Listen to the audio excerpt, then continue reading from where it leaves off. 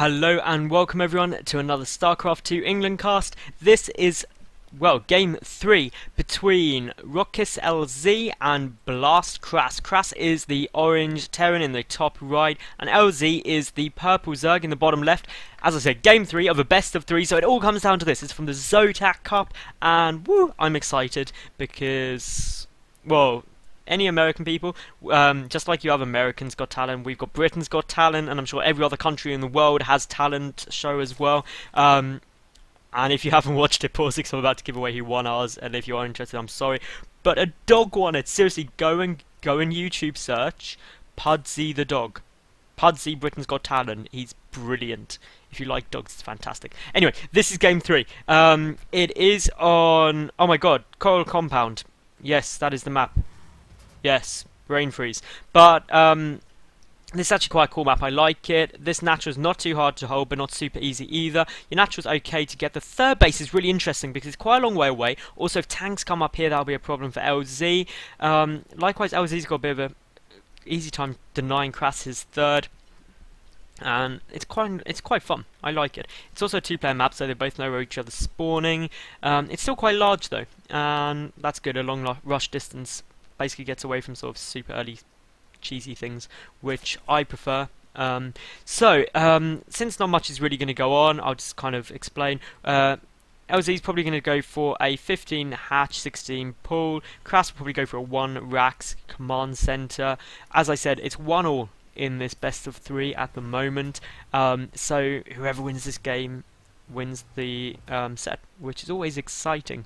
If you do like this video, give it a thumbs up. If you haven't liked the cast, subscribe. Leave any comments, criticisms, love letters in the comments section below. Share with your friends and follow me on Twitter, because I like Twitter, because then I can talk to all you lovely people, which of course is brilliant fun. Here comes down a refinery, so I was wrong. It's not going to be a 1 Rax command center. It's going to be super fast reactor Hellions, almost certainly, which should actually be quite good, because so far LZ's defended reactor Hellions with either roaches or with multiple queens, and he's not going to have time to get that up before they hit in this case, or they will only just have popped out, so that could be quite fun. There goes down the spawning pool and also the extractor there. The Overlord will happily come up and sit here. In the new patch you can just run over here, have a little quick scout around the base and then come back to there, because of course they are getting a move speed upgrade.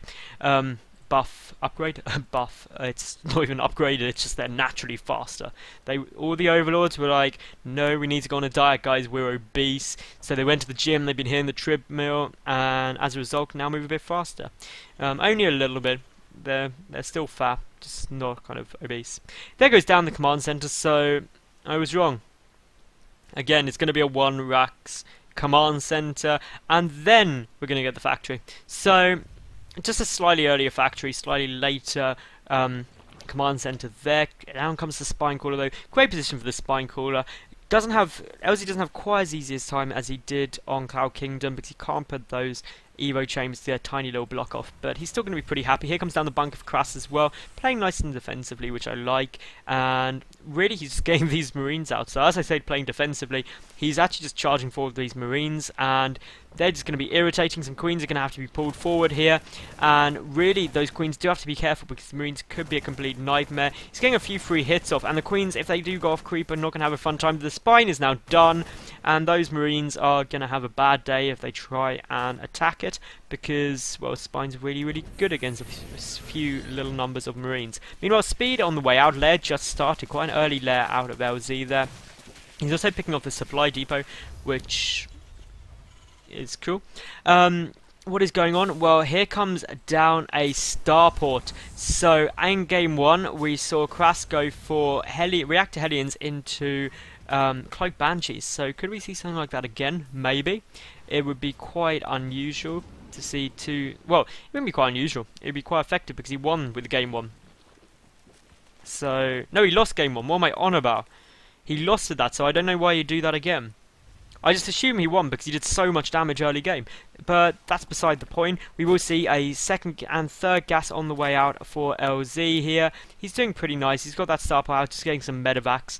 And it's going to go infantry heavy, actually getting medevacs before tanks, which is fair enough, not too bad. The first Hellions are down there, but of course with the Queen and the Spine, they're not going to be able to do very much at all. A couple more Zerglings in production. Both players playing really passively. That barracks is going to go and scout to kill off the Overlord, which, why the hell not? It will get back there, but it just delays the tanks a bit.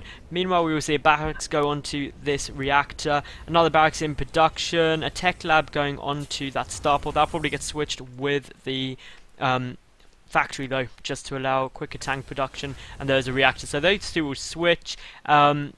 Almost certainly, just so you can get double medevac production while still being able to get tanks out nice and quickly. Spire half done already for LZ, so that's from the really early lair. He's getting a Baneling Nest as well. Here comes in a medevac though, and it's actually going to be a Hellion drop. This could be crazy good because there's nothing to defend in the main base, and there's literally just a handful of Zerglings and a Queen. But what are they going to be able to do? Well, the Queen is going to be quite irritating, but not as irritating as 4 Hellions in your base. So if these Hellions are controlled well, they could do a lot. They're going to get a couple of drone kills almost certainly, but a lot of Zerglings in production. And really all Krass needs to do is be very controlled with these Hellions, and it will take up a lot of LZ's attention. But he's actually going to load them up and just drop them back down on the low ground. They've done their job. They forced a lot of Zergling production, which ultimately is Zerglings, not drones, which means in the mid-game Krass will be in a slightly better position economically. And now this factory actually getting switched over to there, and surprisingly this reactor going down, but a lot of Marines are going to be coming out. There's going to be tanks any second. 7 Mutalisks are in production though. Here comes the macro hatch, because as I said early on, this third base not too easy to take. Meanwhile, we will see a Banshee come out. So one Banshee with that medevac. She'll be able to do a little bit, but of course there's Mutas there, and that Banshee does not have cloak, so that Banshee's going to do nothing. Nothing, and now the medevac's just like run away really fast, and the Mutas are going to see it though, so that is going to go nowhere but Explosionville, and that is a sad time for the poor medevac. That poor medevac was just like, I'm just trying to help people, and got killed. Really upsetting. My heart bleeds for the poor medevac. But no, we will see upgrades coming out. Only +1 infantry attack. Stims also on the way. A couple of missile turrets in order to deal with these mutas. Meanwhile, Baneling Speed coming out for LZ is getting more Mutalisks, and he has denied that missile turret from being built. Those Marines are moving forward, but not before a couple of SCVs get picked off. There's a missile turret in the middle line. More are being built around the base as well. Cannot blame him. There are some Marines there, and LZ very lucky there, not losing any mutas so far. His macro hatch has just finished up. He is still injecting nicely. He's going for a lot of army production, and essentially what he needs to do is to get that third base up ASAP, because he's going to struggle to support all of this, and if he doesn't actually get a winning blow from this push and he doesn't have that third base, he's going to be in problems, because he's on equal bases and equal income with Krass. But there's a lot of Banelings coming in, 10 Banes, and Banelings against Marina Hellion are going to be super strong. There's only 2 tanks, so 2 tanks are not going to be able to deal with that too well. Upgrade wise, there is no upgrades at all on LZ's side. He doesn't even have an evolution chamber, as far as I'm aware. Nope, so no upgrades at all. He's really quite committed to this attack. If this doesn't work or deal huge damage, LZ's going to have problems going into the mid-game, because of course, +1 Terran infantry weapons. 2 Banelings detonate on 1 Marine. That was a good little move there. Very nice by Krass. But here we go, LZ is going to go in for this. He managed to pick off 1 tank super quick. The rest of the Banelings just come rolling in, pick off a lot of Marines, going straight for all of the Marines, but they do get cleaned up. Great splitting by Krass there. And it looks like Krass has cleaned this up really nicely. And, well, that's just put him back on equal supplies, and now LZ is in problems. Big problems, because, well, he's still stuck on 2 bases. Hellions are in the back of his natural, picking off the drones. And, well, he's got a bit of an issue, because Krass is now taking getting his third command center up, ready to take his third base. And it looks like LZ's approach is going to be, well, if at first I didn't succeed, let's just build nearly 20 Banelings and just go and roll. And just roll away all the way he can. And here he goes. He's managed to coax out those Marines a little bit. We'll pick off that tank super quickly, which is essential. And without the tanks cover, then these Banelings are going to do huge damage to the middle line. All of the SCVs get taken out. That is huge. And that is going to really hurt BlastKrass's economy. And now these Zerglings are just picking off a couple more, but it does look like LZ's going to have to pull back again for the moment. But he's building 24 more Zerglings. He's just poking around with these mutas, trying to get any hits they can. How many SCVs were killed? Well, about 25 in total have been killed. I didn't see before then exactly how many. And now one Marine is like, I do not like that supply depot. I do not like the supply depot. He's kind of having a little fit. He's gone against orders, and this will just be hilarious if Krass doesn't notice that he's killing off his own supply depot. But it appears he's not going to, and I'm going to have to go off. But no, here we go. Some Zerglings are coming in, as well as some Mutas, and that supply depot was actually killed by Krass himself. So big up props there. Now, those Mutas are going to have to pull back. He doesn't want to lose them. Mutas are very, very expensive units. And I can't believe he actually killed off that supply depot. Krass, you killed off your own supply depot. And it was low, so it doesn't even affect mining. It's not like it was a pylon or something, which was preventing gas mining. Still very peculiar by Krass there. Krass has got up his third base, his third command center. Still no sign of a third coming out of roxkisLZ. He has got those Mutas, which are going to go for a head-on engagement on a couple of Marines to try and pick them off. Meanwhile, those Zergling and Banelings are going to try and roll in, but the tank numbers are still pretty low. A third tank just coming in now, and Krass could do with having one on the high ground, to be honest, and that's exactly what he looks like he's going to do. It's like he can read my mind from the past. Anyway, we will just see LZ just kind of skirting around. Supplies are incredibly equal, but 1-1 upgrades only just starting now for LZ. Meanwhile, +1 infantry attack already finished, +2 infantry attack about to finish up as well for Krass. He's got +1 infantry armor on its way, and we will see finally this third base coming out for Krass, and that one Marine is forcing pretty much all of LZ's army back. And now these Mutas are going to very, very carefully skirt around, but these two missile turrets are going to be huge. Like, massively huge. But if this isn't timed right, this could be a bit of a problem, because that command center can take huge damage, but the Mutas just won't notice. They're just not going to notice at all. Are they going to notice now? Yes, they will now, but the Marines are going to be there in time, and they will just be able to pick off literally everything. A fourth base being taken by LZ, so if you can't get your third up in time, just take 2, and you'll be happy as Larry. +1 air attack, and the double ground upgrades coming out for LZ. Double ground upgrades about half done, and the flyer attack is about a quarter done at the moment. And we've got more units streaming in. A good scan. These tanks are slowly allowing Krass to push forward and do any damage he can, which really is as much as he wants. But he just needs to take his position and actually not be greedy, just defend this third base and just stay solid, because currently LZ doesn't have enough to push through this army. And now this third base is only just coming up, he could have problems. We will see here pushing one missile turret gets taken out, and that's going to become...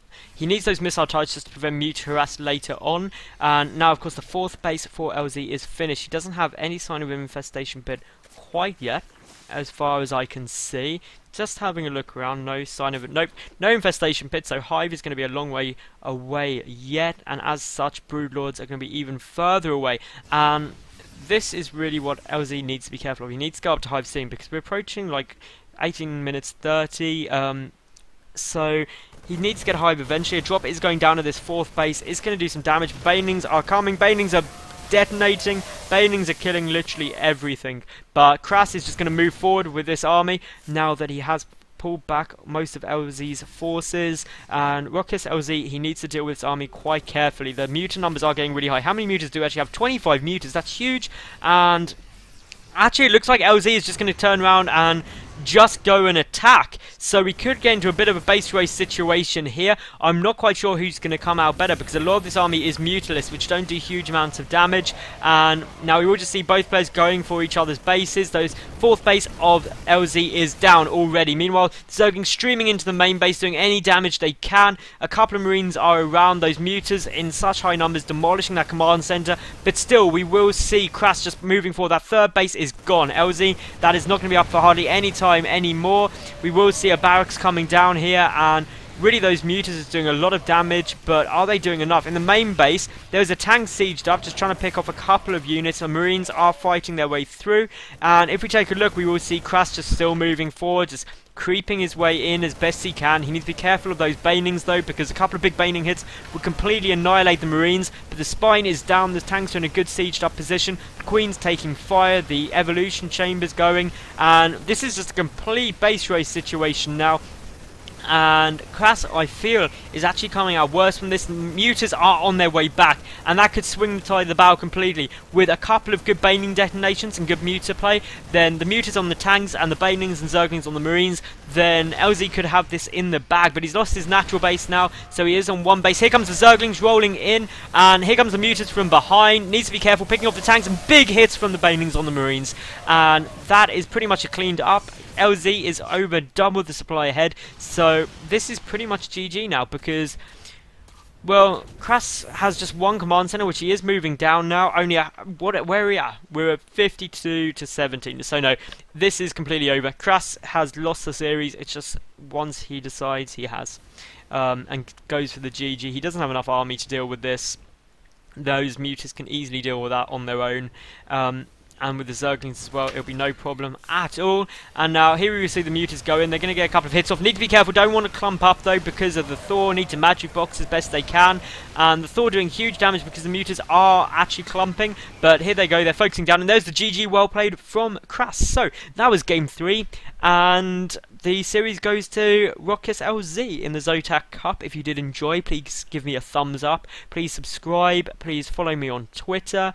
And leave any comments, criticisms, or general love letters, niceties, anything like that in the comment section below, because that would be awesome. Thank you very much for watching, and tune in again. Bye for now.